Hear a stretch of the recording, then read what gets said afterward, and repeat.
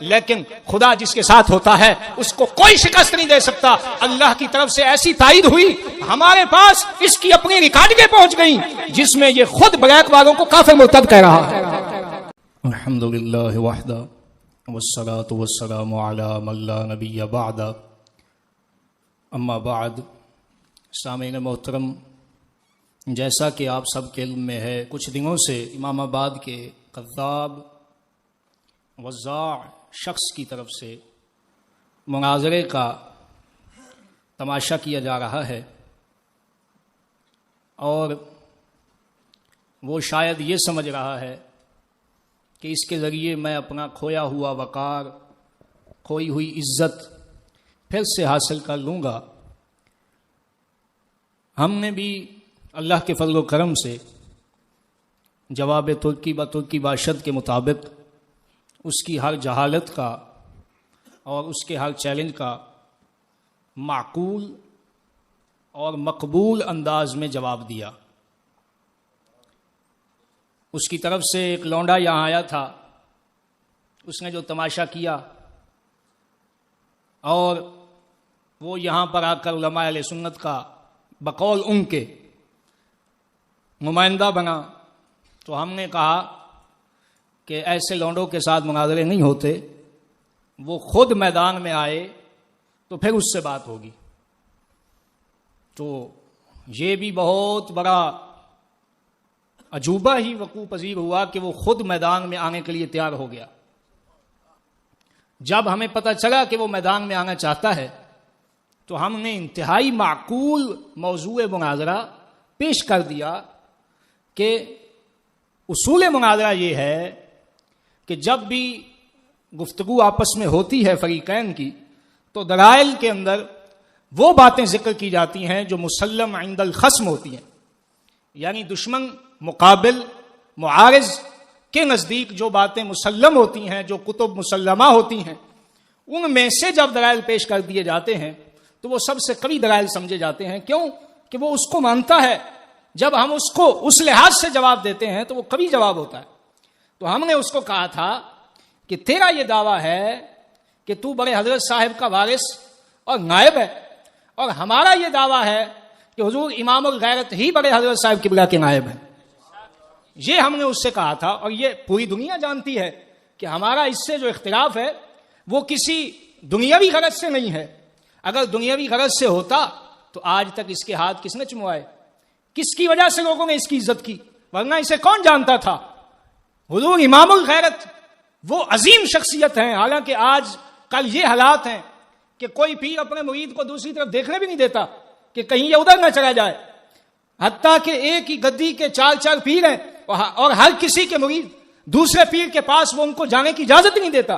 لیکن چونکہ ہمارے شیخ میں اخلاص تھا، للہیت تھی، نہ دنیا کی غرض نہ دنیا کی ہوس، کچھ بھی ایسی بات نہیں تھی، انہوں نے جو بھی آیا انہوں نے محض اللہ کی رضا اور دین کو ملحوظ رکھتے ہوئے اس کی طرف بھیجا، اس کی عزت کا درس دیا۔ تو اس کا مطلب ہے دنیاوی کوئی جھگڑا ہمارا اس کے ساتھ نہیں ہے۔ جھگڑا اسی بات کا ہے کہ حضرت صاحب قبلہ ہمارے اس زمانے میں ایک عظیم فکر کے بانی ہیں۔ وہ یہ اس نے جو میرے جواب میں کلپ دیا ہے خود، اس میں یہ کہتا ہے کہ حضرت صاحب کی جانشینی کا مسئلہ یہ کوئی امت کا مسئلہ تو نہیں ہے، بلکہ امت کا مسئلہ تو تکفیر ہے۔ میں اس جاہل کو یہ کہنا چاہتا ہوں کہ تو ایسا جاہل ہے، تجھے اتنا پتہ نہیں کہ حضرت صاحب کی جانشینی کا مطلب کوئی گاڑیاں بنگلے نہیں ہے۔ حضرت صاحب کی جانشینی کا مطلب ہے امت کا راہبر بننا، اور امت کا راہبر بننا یہی تو امت کا سب سے بڑا مسئلہ ہے۔ آج تک امت کی جو بربادی ہوئی ہے اسی وجہ سے ہوئی ہے کہ انہیں راہبر صحیح میسر نہیں آیا، اور حضرت صاحب قبلہ نے آ کر صحیح راہبری کی امت کی، اور اسی وجہ سے جو ان کا جانشین ہوگا وہی حقیقت میں امت کا راہبر ہوگا۔ لہٰذا اگر صحیح راہبر ہی امت کا مسئلہ نہیں ہے تو پھر اور کیا مسئلہ ہوگا؟ تو ہم نے کہا تھا کہ اس موضوع پہ آ جاؤ، تم یہ ثابت کر دو کہ تم حضرت صاحب کے وارث ہو، ہم تمہارے ساتھ چلنے کے لیے تیار ہیں، اور اگر ہم یہ ثابت کر دیں کہ حضور امام الغیرت حضرت صاحب کے وارث ہیں تو پھر تم آ جاؤ، ہماری طرف آ جاؤ، یا نہیں آتے تو دفع ہو جاؤ۔ کم از کم حضور حضرت کبیر کے مریدین کو پتہ تو چل جائے گا کہ حق کس طرف ہے اور حقیقت کیا ہے۔ لیکن اس کو پتا تھا کہ اگر میں اس موضوع مناظرہ کی طرف آتا ہوں تو میری موت ہے، شکست ہے، میں تو 1 منٹ میں پھنس جاؤں گا. لہذا اس نے اس کی طرف آنے کی بجائے جھوٹ اور کذب کا سہارا لیتے ہوئے، یہ تو ہم نے پہلے کلپ میں ہی کہہ دیا تھا کہ یہ کذاب بھی ہے، وضاع بھی ہے، روایتیں وضع کرتا ہے، بناتا ہے. تو جب ہم نے یہ اس کو کہا تھا تو بہت سے لوگ سیخ پا ہوئے تھے، لیکن آج اس کے جو کلپ آیا ہے اس میں اس نے جھوٹ اتنے بولے ہیں. کہتا ہے تم نے اس موضوع مناظرہ کو قبول کیا ہے جو اس لونڈے کی طرف سے دیا گیا تھا. حالانکہ اگر ہم اس سے موضوع مناظرہ کو قبول کرتے تو اس کا تو مطلب تھا کہ ہم نے اس سے مناظرہ قبول کر لیا ہے، جبکہ ہم نے کہا تھا کہ تجھ سے مناظرہ نہیں ہوگا بلکہ مناظرہ تیرے شیخ سے ہوگا. تو جب ہم نے مناظرہ اس سے نہیں کیا تو موضوع مناظرہ مناظرے میں ہوتا ہے. جب ہم نے اس سے مناظرہ ہی قبول نہیں کیا تو موضوع مناظرہ کی قبولیت کا تو سوال ہی پیدا نہیں ہوتا. لیکن جھوٹ تو ان لوگوں کے ہاں فرض سمجھا جاتا ہے، ثواب سمجھا جاتا ہے، اور کہتا ہے تم نے کہا کہ ہمیں یہ قبول ہے قبول ہے. حالانکہ آپ سن سکتے ہیں میرے پورے کلپ میں قبول ہے کا لفظ ایک بار بھی نہیں آیا. ایسا کذاب ہے. ہم نے کہا تھا مناظرے کے لیے ہم تیار ہیں اور اب بھی کہتے ہیں تیار ہیں، لیکن شرط یہ دی تھی کہ وہ آئے گا تو اس کے ساتھ بات ہوگی. جب ہمیں پتا چلا کہ وہ مناظرے کے لیے تیار ہے تو ہم نے موضوع مناظرہ پیش کر دیا. ہم کوئی احمق نہیں کہ اس کی طرح کبھی کس کا وکیل بن کے آ جائے، کبھی کس کا وکیل بن کے آ جائے، کبھی سعد رضوی، کبھی جلالی، کبھی فلاں. ان کو پاک کرنے کی بجائے ہم نے کہا تھا خود کو پاک کر، پہلے خود استنجا نصیب نہ ہو اور دوسروں کو دھوتا پھرے تو یہ کوئی پاگل ہی ہوگا. ہم نے کہا تھا پہلے خود تو پاک ہو لے، پہلے اپنی پاکی تو ثابت کر لے، جب تو پاک ہو جائے گا تو پھر یہ بعد کا مسئلہ ہے کسی کی تکفیر کرنا. یہ تو اب ہم نے اس بنیاد پہ اس سے مناظرے کو قبول کیا تھا، لیکن اس کو پتا ہے کہ اس موضوع میں میری موت ہے. اب اس نے کیا تماشا کیا کہ جو کلپ آیا اس میں وہ کہتا ہے کہ یہ تو جو تم نے مسئلہ دیا ہے جانشینی کا، یہ تو کوئی مسئلہ نہیں، یہ تو امت کا مسئلہ ہی نہیں ہے. ہم نے بتا دیا کہ امت کا سب سے بڑا مسئلہ یہی ہے. تو ہمارا مسئلہ مجموعی ہے، صرف تکفیر کا مسئلہ نہیں، پوری فکر کا مسئلہ ہے. تو نے ہر مسئلے سے، فکر کی ہر بات سے تو نے اعراض کیا ہے، روگردانی کی ہے اور اس موضوع پر آ گیا. تو ہم نے کہا چلو ٹھیک ہے، اسی پر ہی بات کرتے ہیں. اس کے لیے ہم تیار ہو گئے، لیکن خدا جس کے ساتھ ہوتا ہے اس کو کوئی شکست نہیں دے سکتا. اللہ کی طرف سے ایسی تائید ہوئی، ہمارے پاس اس کی اپنی ریکارڈنگیں پہنچ گئیں جس میں یہ خود بلیک والوں کو کافر مرتد کہہ رہا ہے. چلو اسی فرض کر لینے ہیں تواڈے کہن دے اوتے کہ تواڈی اکثریت اسمبلی دے وچ ہو گئی ہے. ہن تسی اسمبلی وچ اکثریت چلے گئے ہو، ہن نفاذ شریعت کیویں ہونا ہے؟ مینوں ذرا یہ دسو، تسی طریقہ دسو. جی شریعت بل پیش ہوئے گا، شریعت بل پیش ہوئے گا، اکثریت اس کو پاس کر دیں گے، نافذ ہو جائے گا. میں کیا یہ دس شریعت رسول نو پاس کرن واسطے پیش کرن والے مرتد ہو گئے کہ نہیں؟ مردودہ 1,24,000 پیغمبراں دے سامنے اسی شریعت رسول نو پاس ہونے واسطے پیش نہیں کر سکتے. جمہوری ملاؤں کو خود کافر اور مرتد کہہ رہا ہے اور کہتا ہے جنہوں نے یا رسول اللہ کٹوایا یہ سب کے سب مشرک فی الطاعت ہیں. لبیک یا رسول اللہ کے بعد لبیک یا رسول اللہ کو کٹوا کر سیاسی میدان میں تمہارا لبیک پاکستان کہنا یہ شرک فی الطاعت ہے، یعنی مشرک ہیں. اور کہتا ہے مرتد ہیں، جنہوں نے اسمبلی میں شریعت بل پیش کیا وہ مرتد ہے. تو میں نے کہا نورانی تیرا تو خود بخود مرتد ہو گیا، نیازی ہو گیا، کاظمی ہو گیا. جن کا تو وکیل بن رہا تھا ان کو تو خود مرتد کہہ چکا ہے، اور وہی دلائل جو ہم نے پیش کرنے تھے وہ تو خود اپنی زبان سے پہلے دے چکا ہے. تو پھر مناظرے کا کیا مطلب ہوا؟ مناظرہ تو اس وقت ہوتا ہے جب کسی چیز کے بارے میں پوشیدگی ہوتی ہے، خفا ہوتا ہے، اس میں حق کا پتہ نہیں ہوتا، حق کو واضح کرنے کے لیے گفتگو ہوتی ہے، اس کو مناظرے کا نام دیا جاتا ہے. اور جب تو خود اس کو مان چکا ہے تو اس کا مطلب یہ ہے کہ تیرے سامنے مسئلہ پوشیدہ نہیں کہ ہم آ کے واضح کریں، بلکہ تو حسد ہے، تو معاند ہے، حسد کی وجہ سے تو انکار کر رہا ہے. ورنہ وہ دلائل جو آج ہم تیرے سامنے پیش کریں گے یہی دلائل تو خود پہلے دیا کرتا تھا. اور میں بریک والوں سے بھی کہتا ہوں کہ یہ بہت بڑا منافق ہے جو اپنے باپ کا نہ ہوا، جو اپنے عظیم محسن امام الغیرت کا نہ ہوا. تمہارا کیا ہوگا؟ اس سے بچ جاؤ. دیکھو ایک طرف تم سے پیسے لینے کے لیے, تمہارے سے شہرت حاصل کرنے کے لیے تمہارا نمائندہ بن کے آ رہا ہے, اور دوسری طرف سے خود تمہیں مرتد اور کافر کہہ رہا ہے. تو اس کا مکر تو کھل کر سامنے آ گیا.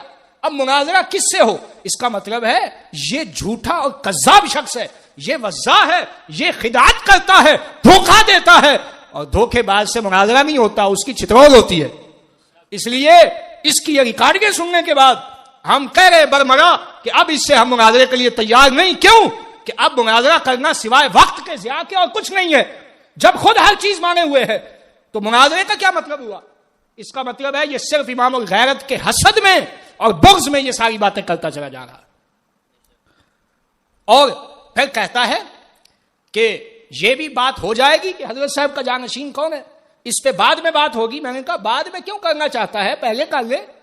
جب حضرت صاحب تیرے نزدیک امام ہیں, اگر تو مانتا ہے ان کو اپنا پیشوا, تو آجا جن کی تکفیر ہم نے کی ہے, اگر تیرے والد گرامی ان کو کافر نہ کہتے ہوں تو ہم مجرم ہیں, اور اگر وہ کافر کہتے ہیں تو ہمیں کیا ضرورت ہے ادھر ادھر جانے کی اور دلائل کی طرف جانے کی.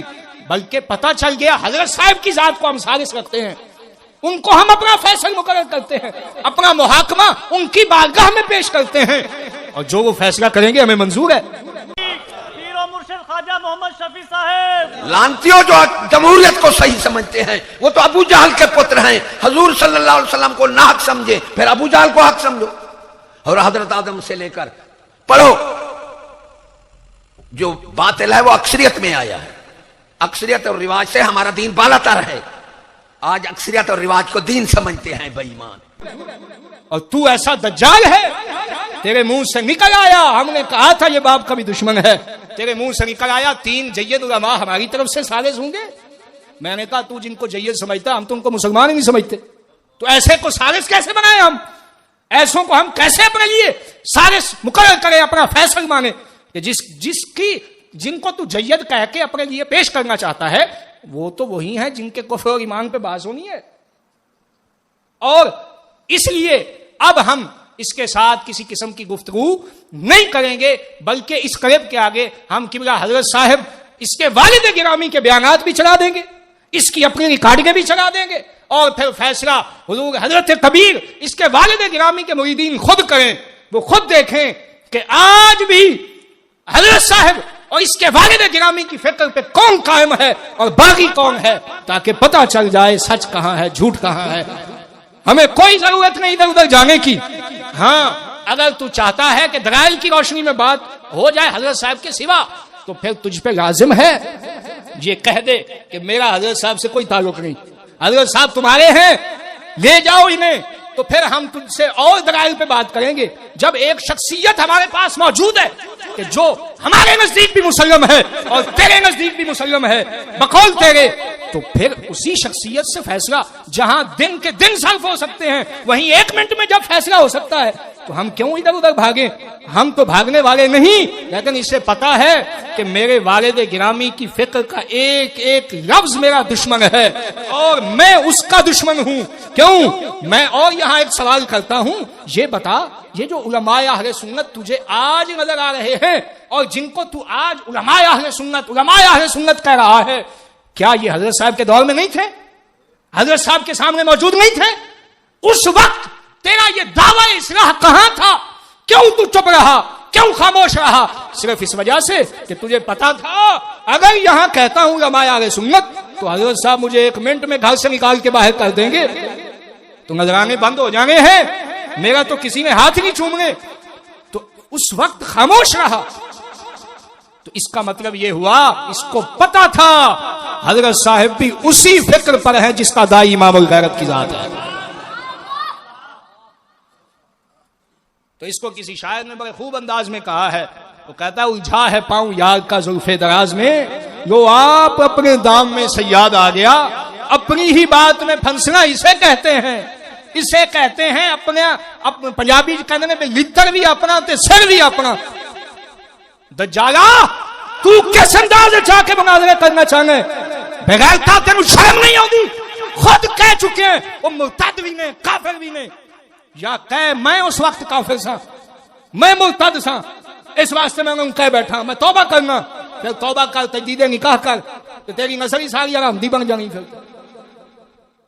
پھر جی اس وقت تو عجیب بات ہے کہ بات کو سمجھو یار. موقف دو ہیں, ایک ہے کہ وہ کافر ہیں, ایک ہے کہ کافر نہیں ہے, اور رکھنے والی ذات ایک ہی ہے.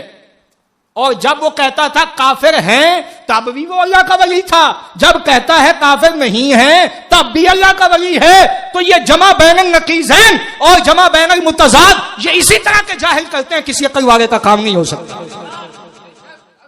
اور ہمیں چیلنج دیتا پھرتا ہے, کہتا ہے یہ میری گود میں پڑا ہے.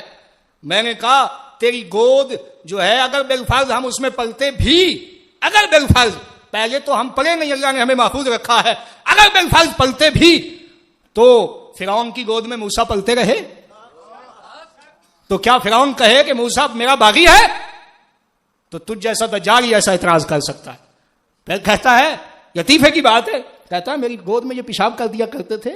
میں نے کہا شکر یہی پر کہ ہم نے اس وقت بھی تجھ پہ پیشاب کیا اور آج بھی پیشاب ہی کرتے ہیں. ہاں تب بھی تجھ پہ پیشاب ہی کیا تھا اور آج بھی پیشاب ہی کرتے ہیں. پہلے گود میں کیا تھا, آج تیرے منہ پہ کرتے ہیں. بغیرت, تجھے شرم نہیں آتی جھوٹ بول کر؟ اور یہ سب تماشا کیوں لگاتا ہے یہ کہ مجھے ہڈی کو نہیں ڈالا میں آ کر مولویوں کی طرف سے. دجال تجھے شرم نہیں آتی؟ مجھے کہتا ہے امام الغیرت سے لکھوا کے لے آ کہ میں ان کا نمائندہ ہوں. میں تجھے کہتا ہوں اگر تم کا نمائندہ بنتا ہے مولویوں کا, جا سعد سے لکھوا کے لے آ, جلالی سے لکھوا کے لے آ, منیب الرحمان منیب الشیطان سے لکھوا کے لے آ. اور الیاس قادری جس کو کہتے ہو, الیاس قادری سے جا کے لکھوا کے لے آ. جب تو اپنی خود ساختہ ان کا نمائندہ بن سکتا ہے تو میں نے نہیں کہا میں امام الغیرت کا نمائندہ ہوں. میں جو گفتگو کر رہا ہوں اپنی ذمہ داری پہ کر رہا ہوں. میں نے کوئی لفظ نہیں بولا کسی کلپ میں کہ نمائندہ ہوں. اور پھر ایسا جہل ہے, پتہ نہیں اس کو کون امام اور استاد اور عالم کہتا ہے. ایسا جہل, اس کو وکالت کے معنی کوئی پتہ نہیں کہ وکیل کہتے کسے. کہتا وہ لونڈا جو آیا تھا وہ وکالتاً آیا تھا, حالانکہ وہ یہاں اصالتاً چیلنج کر رہا تھا. وہ کہہ رہا تھا مجھ سے مناظرہ کرو. تو عجیب وکیل ہے, بھیجا تو نے تھا, تو وہ تو کہتا آ کر کہ مجھے میرے شیخ نے بھیجا ہے تو تم اس کے ساتھ بات کرو, میں اس کی طرف سے پیغام دینے کے لیے آیا ہوں. تو یہ وکیل نہیں تھا, وہ اصل اس نے کھچ ماری تھی. اور جب ہم نے اس کی پکڑ کی تو انہوں نے دیکھا کہ اب تو ہم پھنس چکے ہیں, تو جواب کیسے دیں. تو پھر بہانہ بنایا, کہتا ہماری تدبیر تھی. میں نے کہا اس کو تدبیر نہیں کہتے, اس کو دھوکہ کہتے. تدبیر یہ تھی تو خط لکھ دیتا, اور خط جو بھیجا اس کا حال بھی آپ کو بتاتا ہوں. گفتگو مجھ سے ہو رہی ہے اور خط حضور امام الغیرت کے ڈرائیور اشرف کو بھیجا جا رہا ہے. واہ کیا مناظر ہے. میں کہتا ہوں اگر آج علماء مناظرہ ہوتے تو یہ سن کر اور دیکھ کر ویسے ہی وہ کہتے کہ آج کے بعد ہمارا اس فن سے کوئی تعلق ہی نہیں ہے, کہ گفتگو مجھ سے ہو رہی ہے اور خط کس کے نام پہ بھیجا جا رہا ہے؟ اشرف کے نام پہ. وہ اشرف مجھے کہنے لگا, کہتا ہے جی مجھ سے مناظرہ کرنا چاہتا ہے تو پھر اس کو کہہ دو کہ کوئی گاڑی کا اگر کوئی پرزہ سیدھا کرنا اس پہ مناظرہ کرنا ہے تو مجھ سے کر لیں. صاحب ظاہر ہے جب خط اس کو بھیج رہا ہے تو پھر اس کسی گاڑی کے کسی پرزے پہ اس سے بات کر لیں. تو وہ کہتا ہے میں تو تیار ہوں. تو یہ اتنا بڑا جاہل آج مناظرے کے لیے. تو خدا کے بندو ہم مناظرے کے لیے بالکل تیار تھے, لیکن مناظرے کا مقصد کیا ہے؟ مناظرے کی تعریف تو پڑھو. توجہ المتخاصمین فی النسبت بین الشیئین اظہارا للصواب. دو متخاصمین جھگڑا کرنے والوں کا کسی شے کی نسبت کے اندر توجہ کرنا اظہار ثواب کے لیے, درستگی کے اظہار کے لیے. تو ہم تیار تھے مناظرے کے لیے اللہ کے فضل سے. اور یہ گردن ہلتی نہیں اور کہہ رہا تھا الٹا لٹکا دوں گا. میں نے کہا بچے الٹا اب میں نے تجھے لٹکا دیا اور لکھ تجھے بریک والے خود ماریں گے. جب یہ وہ سنیں گے نا تیرے کلپ تو وہ خود تجھے لکھ کر ماریں گے اور تجھے کہیں گے منافق بغیرت, تو پیسے لیتا تھا ہم سے, منافقہ کے بچے تو پیسے لیتا تھا ہم سے. وہ کہیں گے اور ہماری تکفیر کرتا ہے. ایسا دجال ہے لنگڑے کے خادم کے, اور اس پہ کہتا ہے کہ یہ تو اس نے ادائے شبیری, رسم شبیری ادا کی ہے, اور وہاں کلپ میں کہہ رہا ہے کہ یہ تو مرتد ہیں سارے کے سارے. اس کا مطلب ہے معاذ اللہ رسم شبیری مرتدوں والی ہوتی ہے. صحیح مطلب نکلا نا جی. جب وہ مرتد ہیں تو اس نے جو کام کیا اس کو کہتا ہے رسم شبیری, تو اس کا مطلب ہے مرتدوں والے کام امام حسین نے کی. تو میرے بھائیوں ہم اتنے فارغ نہیں, اس کے پاس تو کام ہی کوئی نہیں. سارا دن وہاں بس ٹچ موبائل پہ بیٹھا, بکواسیں خراب, کھانا پینا یہی کام ہے. کیا یہ اس نے پڑھایا؟ 20, 30, 40 سال ہو گئے مدرسے سے کون پڑھ کے نکلا ہے اس کے؟ ڈرامے کرتے ہیں سب. اب تو میں اگر وہ راز کھولنا شروع کر دوں تو وہ تو ایک لمبی کہانی ہے. اور پھر کہتا ہے کہ یہ ہمارے پاس پلتے تھے، حالانکہ قدیم کے جو ساتھی درویش جانتے ہیں کہ میرے والد گرامی نے اس کو کس طرح پالا ہے، اس کو کس طرح کھلا کھلا کے. اور یہ جو عمران ان کا پیر عمران ہے، اس سے پوچھو کہ یہ پیر عمران کو تمہارے چنگل میں پھنسانے والا کون ہے؟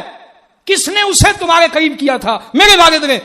ہم نے تو اخلاص کے ساتھ، ہمارے پورے خاندان نے ان کی خدمت عزت کرنا، اور انہوں نے ہمیشہ مخالفت کی، ہمیشہ انہوں نے ڈنگ مارا، کیونکہ عاقبت گرگ زادہ گرگ شود، کیونکہ یہ اس گندی ماں سے تھا، اس لیے اس نے وہی کام کیا کہ جو اس کو اس نے تربیت دی تھی. اور کہتا ہے یہ چندوں پہ پلتا ہے. ملا فضل مانگوی معاذ اللہ کہتا ہے میں نے کہا بغیرت، اسے اس وقت تجھے یہ چندے منگتا پن نظر نہیں آتا تھا جب 5-5 لاکھ کا سودا یہاں سے جمیل صاحب کی دکان سے تیرے گھر جاتا تھا، جب تیرے بجلی کا بل انہی چندوں سے ادا ہوتا تھا، اس وقت تو کہتا تھا یہ انفاق ہے، لیکن اصل میں تجھ میں نفاق ہے، اس لیے تجھے یہ انفاق اب منگتا پن نظر آتا ہے، کیونکہ منافق کا کام ہوتا ہے کھانا، اور جب کھانا بند ہو جائے تو پھر اس کو بہانا چاہیے ہوتا ہے. تو ہم آج کے اس کلپ میں یہ واضح کر رہے ہیں کہ اس کا دو رخا چہرہ دیکھنے کے بعد ہم اس کو اس قابل ہی نہیں سمجھتے کہ اس کے ساتھ ہم گفتگو کریں. یہ اس قابل ہی نہیں ہے. ہم کو وقت ضائع کریں اپنا، کیا ضرورت ہے ہمیں، جب یہ خود ہی کافر کہہ رہا ہے. اگر یہ کہہ دے کہ میں کافر تھا اس وقت جب میں نے ان کو کافر کہا تھا، یا میں اگر یہ مومن ہے تو وہ کافر ہے، اگر وہ مومن ہے تو یہ کافر ہے، دونوں میں سے ایک تو جاتا ہے. جس کو بھی نکال دے گا ہم پھر اس کے بعد آگے پھر گفتگو اگر کرنا چاہے گا تو کریں گے. اور اسی طرح مسئلہ یزید پر آج اس نے رٹ لگائی ہوئی ہے ہر جگہ پہ، یہ چشتی یزیدی ہیں فلاں ہیں، اور اس کا اپنا کلپ میں نے وہ اس میں چلاؤں گا انشاءاللہ، اور قوم دیکھے گی. کہہ رہا ہے کہ مسئلہ یزید میں جو استاد گرامی کا موقف ہے، اسی کی وجہ سے ہی اصول و عقائد اہل سنت بھی محفوظ ہوتے ہیں، اور اسی کی وجہ سے ہی معظم شخصیات کی شخصیت بھی محفوظ ہوتی ہے.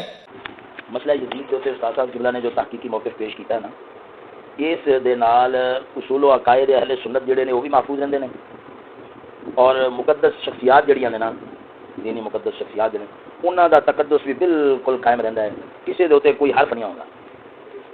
میں پوچھتا ہوں کہ مسئلہ یزید کو آج کا تو نہیں ہے، اس کو تو 5-6 بلکہ اس سے بھی زیادہ عرصہ ہو گیا حضرت صاحب قبلہ کی زندگی میں، اور تو یہ 2-3 سال جو تیری مخالفت کے ہیں اس سے پہلے تک تو یہ کہتا رہا. اب تجھ پہ لازم ہے کہ وہ دلائل بتا کہ جن کی بنیاد پہ اب تو اس موقف کا دشمن ہو گیا، وہ دلائل پیش کر، پتہ چلے. ورنہ یہی سامنے آتا ہے کہ چونکہ اب تیری دال نہیں گلتی، تیرا کام نہیں بنتا، اس لیے تو اس طرح کی باتیں کر کے قوم میں انتشار فتنہ پھیلانا چاہتا ہے، اور ہم تجھے فتنے کی اجازت نہیں دیں گے. ہمارا یہ کلپ انشاءاللہ العزیز اس کے لیے حرف آخر ثابت ہوگا، اور ہر صاحب ایمان صاحب عقل یہ فیصلہ کر لے گا کہ یہ شخص جھوٹا اور کذاب ہے، حاسد اور معاند ہے، وگرنہ اس کی باتوں میں یہ تضاد کیوں ہے؟ اور تضاد بھی ان مسئلوں میں جن کو خود کہہ رہا ہے یہ مسائل امت کے ہیں. تکفیر کے مسئلے کو خود کہہ رہا ہے امت کے مسائل ہیں، اور پھر انہی میں ہی متضاد ہے، انہی میں ہی اس کے 2 قول ہیں. تو اب ہم یہی کہنا چاہتے ہیں تمام ساتھیوں سے، کیونکہ یہ پراپوگنڈا کرنے کے بڑے ماہر ہیں، تو پھر کہیں گے دیکھو جی مناظرے سے بھاگ گئے. ابے بے وقوف، مناظرہ اس سے ہوتا ہے جو مناظرے کے قابل ہو. جو کذاب شخص جھوٹا ثابت ہو گیا اپنی باتوں سے، اپنے ہی کلام سے، جس کا دعویٰ باطل ہو جائے اس کو پھر ہمیں دلیل دینے کی کیا ضرورت؟ جب دلیل اپنے دعوے کے بطلان پر اس نے خود دے دی، اور اس کی مسلم شخصیت اس کے والد گرامی نے دے دی، تو پھر بات تو واضح ہو گئی، بات تو سامنے آ گئی. پھر اس کے بعد ہمیں کوئی حاجت نہیں ہے اس کے ساتھ کلام کرنے کی. اس کو کہتے ہیں مدعی لاکھ پہ بھاری ہے گواہی تیری.